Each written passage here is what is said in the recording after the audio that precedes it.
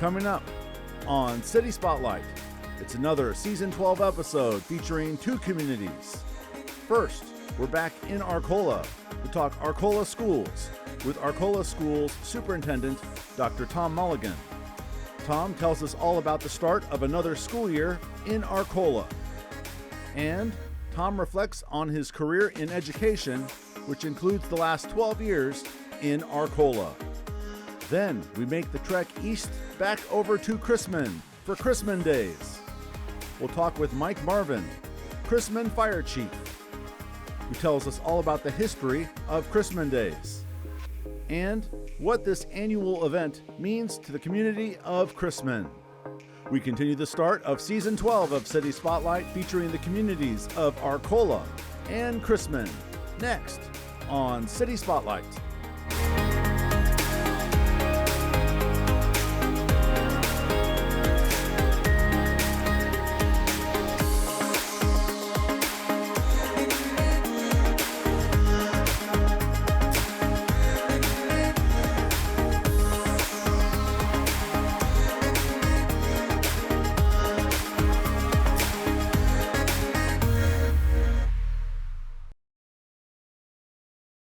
City Spotlight on WEIU-TV is underwritten by the Illinois Arts Council, a state agency. And welcome to another edition of City Spotlight as we continue the start of Season 12 of City Spotlight and another episode featuring two communities and another episode featuring Arcola. Yes, we've had a nice run of Arcola episodes here in 2025. Recently here talking with Pat Monahan, the Arcola Broom Palace, and back talking Arcola Schools in this segment here. And to help us out, we welcome back a very familiar guest to the program, Dr. Tom Mulligan, Superintendent of Arcola Schools. Tom, always a treat to have you on the program. Yeah, thanks so much. It's exciting to be here again. I just heard you say it's been 12 years, and I've been here 12 years, so I was probably one of the early episodes. Yes, I actually have it referenced. First time taping with Tom was the beginning of 2016. I think I counted right 9 times for you on the program. Wow, that's so thank great. you for coming on all these times. I've always enjoyed it, yeah. Very, very good. So we're going to start this episode talking about the current school year. We've got tape with Tom at all points of the year, through the years, talking about this school district here in Arcola. And let's start off, Tom. 1 month into the current school year, 2025-26 school year. How's it going? Yeah, we're into the 25-26 school year. It's been a great start. We're right in the middle of homecoming week, and homecoming week is always, especially for a small school, one of those amazing, we had Powder Puff last night, and we've got the parade on Friday and all that kind of stuff. But to be honest, it's one of the smoothest starts to a year I've had in my career. So it's been a really great start. Good to hear that. I kind of hear the implying of now five years later of the COVID years where things were rough for a few years there. So I've been hearing a lot of that lately. So it is refreshing to hear from your guys' perspectives.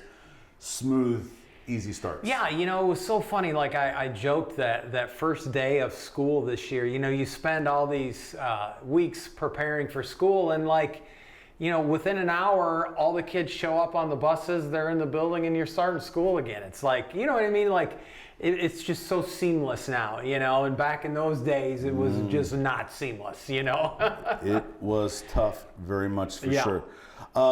Your physical buildings, we've talked many times on this program about all the work that you've done on the buildings here. Right. Anything recent or planned for the future? We did a huge parking lot renovation this past summer, about $500,000 to really upgrade some parking lot areas. So that was huge. We've got some more cosmetic things we're working on. We're working on down our main hallway, down by our high school gym. We're working on this awesome mural that's going to be, it's going to have like a compilation of pictures from the whole history of Arcola. Oh, wow. It's going to be really cool. We're hoping to have that done by basketball season. So just some, cosmetic things like that, just trying to really improve the look of things. We've done so many things over the years. Yes. We've had I think we've done a great job of having a comprehensive 5-year plan. And, we got debt certificates that we're paying off our new elementary edition. And then we did locker rooms, huge renovation of our locker rooms last year, which was over $1 million. Yes. But they needed it. They were like 1950s, 1940s. So yeah, I think the next big thing for this district in about 5 years will probably be to do some renovation in this 110-year-old building. All right, I'm going to go ahead and advance to talking about you. Maybe sped along through the beginning there a little bit, but first of all, congratulations. You were the Grand Marshal in the recent Arcola Broomcorn Festival Parade. What an honor. I'm telling you, like, I was so taken back when they asked me. You know, I mean, you think of the Broomcorn Marshal. I mean, it's people who've dedicated their whole lives to a community normally. You know, I've been here 12 years and you know, we all work hard at our jobs and we all give back to our communities, and we don't always get recognized. So for people to say, hey, we want to honor you to be our Grand Marshal for what you've done for this community, I mean, that meant a lot to me. So it was awesome. And I can tell you, I was probably one of the most spry, excitable Grand Marshals during the parade that they've had over the years. And you've experienced all aspects of the broom. I know you've done the broom sweeping and everything. I've done it all. I've done it all. The broom corn, and in the broom corn. I mean, the festival is one of the best. It's unbelievable. We bring thousands and thousands of people into this community. You had good weather. Oh, it's beautiful. All right, fantastic. Beautiful. And also, you in recent news made public to the general area, you are going to call it a career at the end of this school year, the 25-26 school year. The math says 37 years or so. Yeah. And as we have learned on this program, as you just said, 12 years of here in Arcola. Right. I want to first of all ask you. I look back to our very first taping in early 2016 in the WEIU TV studios, and I asked you that first question, tell me about yourself. And the very last thing you said was to the effect, Arcola has been a dream place for me and my family. That is amazing. That was that early in my start here. That was 9+ years ago. That's unbelievable, because I can guarantee you that the article that the newspaper did on the Grand Marshal, there's a statement in there that said, once we came to Arcola, we felt like we found home, and we weren't going to go anywhere until the end of my career. And that's exactly what's happened. And 12 years later, I feel even stronger about that statement than when I did then. Arcola is about community, and I think that's been the biggest change for me coming here. I mean, I worked at some great places, some incredible places, worked with tons of amazing people, but the sense of community that exists here in Arcola is different than, I mean, for people who've never been blessed to experience it, it's really hard to describe how all aspects of this community work together, and how there's just this culture of tolerance and respect and embracing, you know, what's new, but also respecting tradition and the culture we have in this community. And so for me, that the 12 years has been, you know, it's just when you find a place where you feel like you belong and you feel like you're a part of something great, you don't want to leave. And at the heart of Arcola, and not to make a stereotype of this, but the smaller the community, everything becomes amplified more. And in this community, the schools, as you said, it's exciting when the kids get going back, they come back. Talk about, again, the role of this school district to this community. I mean, I think it's everything, you know, like, I mean, and I think that's I think in conversation with my great school board members I've had over the years here, is they've always felt like they wanted their school superintendent to be very involved in the community. You know, I'm the Chamber of Commerce president. I've started several different groups. I'm on the Douglas County Economic Development Board. Because, you know, the school is so intertwined in a small community, and it's all about, if the community is successful, the school is successful. If the school is successful, the community is going to be successful, and that's even more true in a smaller community. I could go through a list here, which I didn't write because I know you've accomplished so many things in the time that you've been superintendent that you've been fortunate enough to share with us. Renovations, the bringing in of technology. Is there a couple of them that stand out to you? And I know they're like your children, all of the little accomplishments along the way. Are there a couple that stand out to you that you think have had a really significant impact on Arcola moving forward? Right. I think that I think one of the things that I was really fortunate is when I was able to come to Arcola, I did have quite a bit of experience as a superintendent. So I had been through a lot of years and knowing what worked and what didn't work and what's most important.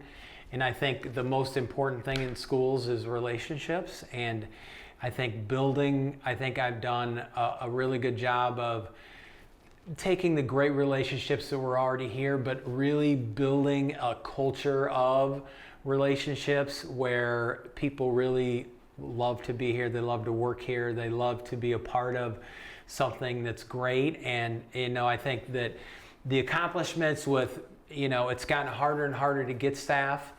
We've done a great job as we've gone along of getting staff and retaining staff. I think that's one of the things I'm most proud of, is how we've been able to really build a culture where people want to be here and they want to work here and they want to stay here.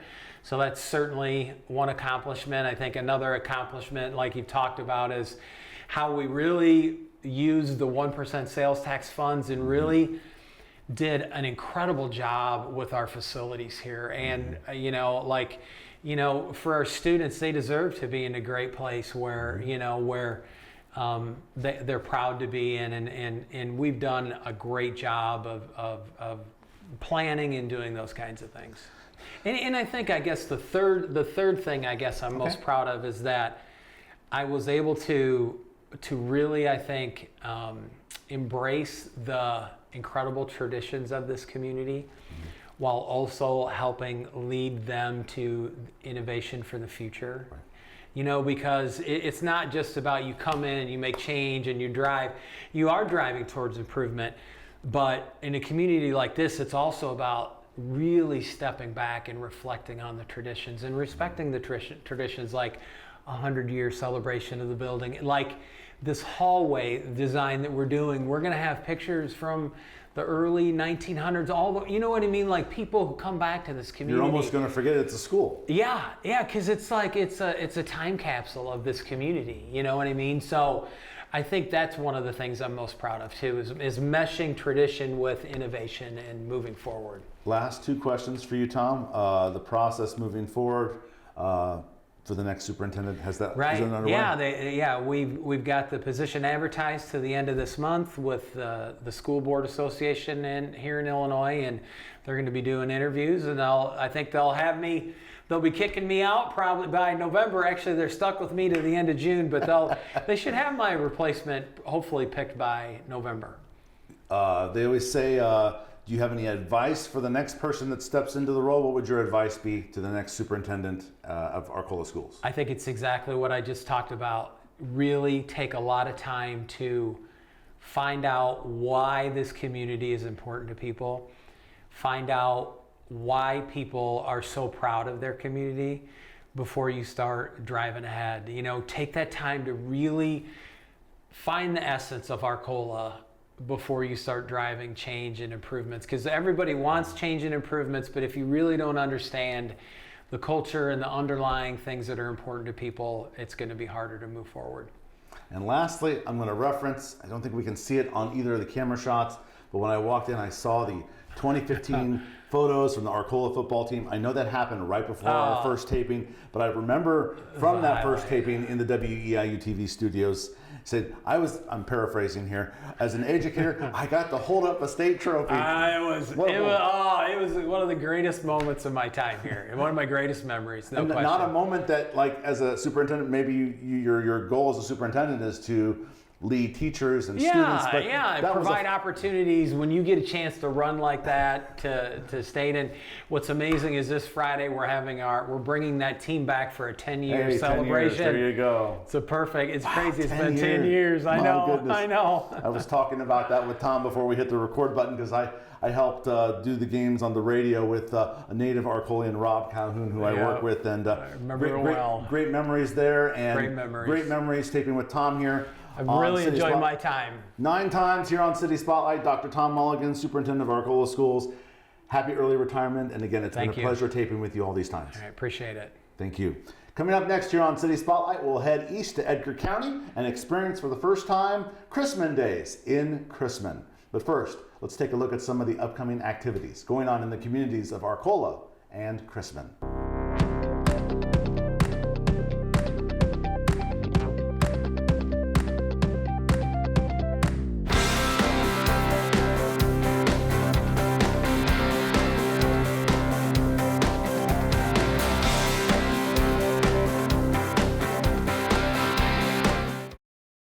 We're taping here on September 6th, 2025. We are at Chrisman Days 2025 in Chrisman. Great to be back in Edgar County and Chrisman and feature another community's annual festival. And we're going to talk all about Chrisman Days, the history, have some visuals for you of some of the activities taking place on this second day of this 3-day festival. And to help us out in this segment, we welcome to the program the Chrisman Fire Chief, Mike Marvin. Mike, great to have you on the program. Thank you very much. Pleased to be back in Chrisman, as I mentioned. And we're talking Chrisman Days, and we'll do that in just a second. And Mike, before we dive into this annual event here in Chrisman that you kind of lead, your first time guest, tell us about yourself. My name is Mike Marvin. I've lived here since 1970. I've been with the department 31 years, and this will be my 17th, 18th year of being fire chief. And are you originally from Chrisman? No, I'm not. Originally from West Union, Illinois. Okay. Illinois, but nonetheless, you moved from somewhere to Chrisman. Mm-hmm. What's kept you in Chrisman all these years? When I got out of high school, I found a job at a pharmaceutical manufacturer, and it was a good career, and I stayed there and raised my family here, and so I'm still here. Just never left. Well, sometimes home is home. Yep. All right, very good. We'll talk about how you got involved with Chrisman Days and why you're kind of running the show. Okay. Let's talk about the history of Chrisman Days. As I imagine with a lot of these annual events that take place in these communities, maybe it didn't start out as Chrisman Days, it started out as something else. And how long ago was that? Sometime in the 1950s. Okay. And the fish fry, which is tonight, right, was originally started, as far as my knowledge, is by the Lions Club. And they run it from the 50s till the late 90s, 97, 98. And we had a 125th celebration here for the town. And the Lions Club at that point, their membership, just due to age, they had like 2 members that weren't 70 years old. And they asked the fire department if we would help. And the gentleman that was chief at the time, named Dwayne Fiddler, he said, yes, we'd be happy to help. So we helped that year. And the next year they said, why don't we help you? And then the year after that, it's like, why don't you guys just take it over? So we've done it since. And for years, it was just a fish fry on Saturday night. Mm-hmm. When we started in 97, 98 with the 125th celebration, right, we added the bean supper and car show on Friday night. Mm-hmm. And we're fish fry on Saturday. And then Sunday, generally just a non-denominational church service for the community. Right. And that's pretty much the whole thing in a nutshell. I'll have you maybe go over that in a little bit more detail a little bit later in the interview. So it wasn't originally called Chrisman Days. So roughly around when did it start being called Chrisman Days? Probably the late 90s, early 2000s. As you mentioned, okay. Yes. And so it was just a fish fry to start, mm-hmm, and became what it is today. Yes. Okay, very good. And talk about, again, elaborate a little bit more on being asked to kind of take charge, because you were kind of already doing something with this, and now you've been leading it. For how long have you been the head person, I guess, on this? Your title is the Fire Chief of Chrisman, but are you kind of like the lead person on this event?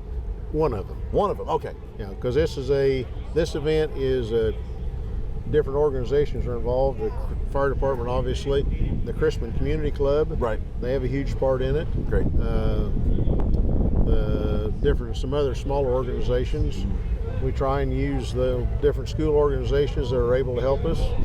And so it's not just an American Legion, right, post. So I mean, it's multiple groups. But I generally just get involved with the fish fry and bean supper, and we work with everybody else and hopefully make it a success for everybody. Well, appreciate you sitting down to take a few minutes on probably, I guess, the main day of activities here, this middle day of this 3-day festival, Chrisman Days 2025.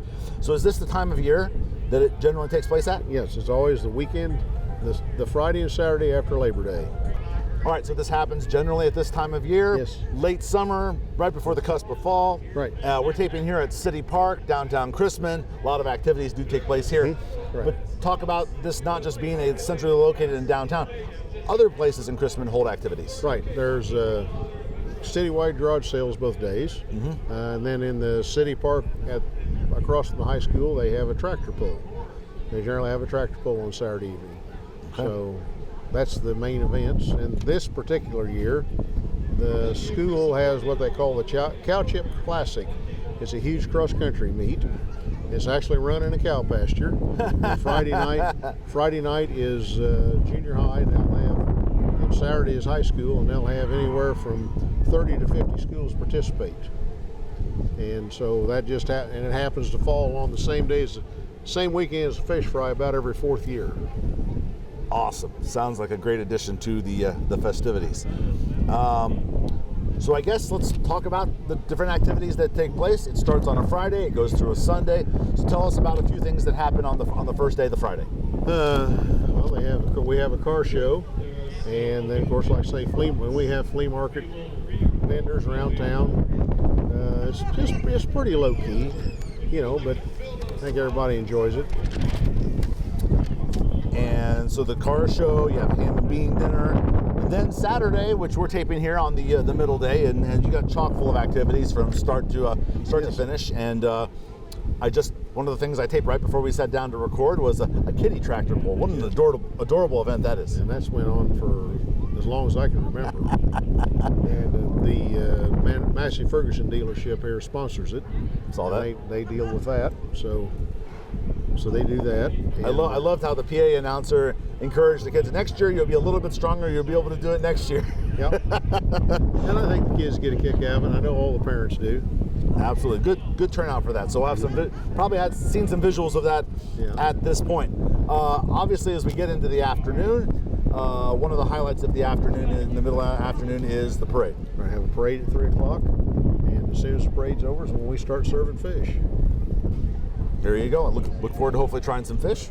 The parade. Talk about the parade. Do you get people from outside of Chrisman to come and participate in the parade? Right. We'll have some units from. Depends, on the year. But obviously, if it's a political year, we'll have a lot of politicians in the parade. But we still get units from all around the area, and we'll have shrine units with shrine clowns and that type of thing, and fire trucks and farm equipment and horses, and so we'll have people come, probably units from within a 50-75 mile radius. That's great. Not a lot of them, but and the parade usually lasts about a half hour. 50 to 75 miles. That could be a lot of communities. Yep. And after the parade, I see there's a regular standard truck and tractor pull over at Centennial Park, which is a very popular location in Chrisman. Yes, and it's across from the high school. That park's been there since the mid-'70s, and it is used for several things. They got a nice pavilion. They have a lot of people have family reunions down there. There's a nice baseball field for baseball and softball. Really good sized park. And they're trying to get, the school had a running track down there, and they're trying to get it back up in shape to begin using it again. So you have obviously food vendors here at the City Park. There's a variety of music. We've got a band playing over our shoulder right now. Right. I heard some music as I was setting up this morning. Right. So typical things you would find at an annual festival, food and music. Right. Right now they're doing a cakewalk, and the high school junior high band is playing for it. There you go. We got some entertainment right now as we speak. And wraps up on Sunday. The activities on Sunday are a little bit on the light side. Right. But how do you finish off the 3 days of Chrisman Days? Tomorrow there'll be a church service tomorrow morning at 10, and then I think at between 11 and noon, the Legion Auxiliary is going to be serving lunch. Okay. So, just a few more questions for you, Mike. Great to have you on the program talking about Chrisman Days here in Chrisman. And how do you think the Chrisman Days has evolved through the years? Obviously, you said the biggest one went from being a fish fry to what it is now. But I guess in recent years, say the last decade, how has it evolved in any way? Growing in any kind of festival, and I think most anybody that's involved in a local festival will tell you, the growth is really hard, because coming up with events that people want to come to, and then coming up with the people that want to help. Because every small community has the same problem. Everybody wears multiple hats. Right. They may be a member of the fire department. They may be a member of the American Legion. They may be the member of the Lions Club or Elks or whatever, but they'll belong to different organizations. Right. Well, all those different organizations want to participate, and your help gets a little thin sometimes. And for you personally, and I appreciate you describing all the things that happen, what do you on a personal level, what do you enjoy most about Chrisman Days? The people. I see people sometimes I don't see all year, because some people actually come back here as kind of a homecoming, and I just enjoy talking to people. And we have people that we've served as a fire department, and then friends that I've known that that I just enjoy visiting with them. You take a day from the normal hustle and bustle, Monday through Friday type work life, and you don't just know them from the business dealings of being a fire chief. You get to talk to them as just another resident of the community and have a good time. Yeah, and that's the one thing about being in a small town, especially if you're involved in emergency services or even as a school teacher. Right. Multiple generations of the same family. Mm-hmm. So as I told the kids, we did a rec reenactment for prom one year, and as I told the kids, I said, when we get on that scene, I may not just know you, I know your parents, your grandparents, in some cases your great-grandparents. True. So, but it's, small towns are still, I think, fairly close-knit. Things change as the world's changed. Right. But still, for the most part, I think small towns are fairly close-knit, and people try to do for one another and help out. I can only imagine how many generations of people Mike, having been in this community 55 years. Yeah, I've known a few. Known a few. All right. Probably my last question, Mike. Every community has an annual event, regardless of size. Obviously, Chrisman being a smaller community, but what does this annual event in Chrisman Days, what does it mean to this community? I think it means a lot. I think it's the homecoming. It's bringing people together. It helps the life of the town. I think without it, the town would be hard pressed to continue to be successful, because it brings people here and it brings people that want to be here. You don't come to something like this because you have to. You come because you want to, and I think it's a big help to the town. Beautiful answer. Not scripted. This is from the heart. Mike, Marvin, great job there. Anything else you'd like to add as we wrap up our taping here at Chrisman Days? Thank you for having us, and appreciate it, Ramin. Excellent. Mike Marvin, he's the Chrisman Fire Chief and also helps coordinate and lead Chrisman Days. Mike, it's been a pleasure taping with you here. Thanks for taking a few minutes out of your busy schedule here coordinating this, and hope people have enjoyed this segment on Chrisman Days here in Chrisman. Okay, thank you, sir. Appreciate it. Thank you. City Spotlight on WEIU-TV is underwritten by the Illinois Arts Council, a state agency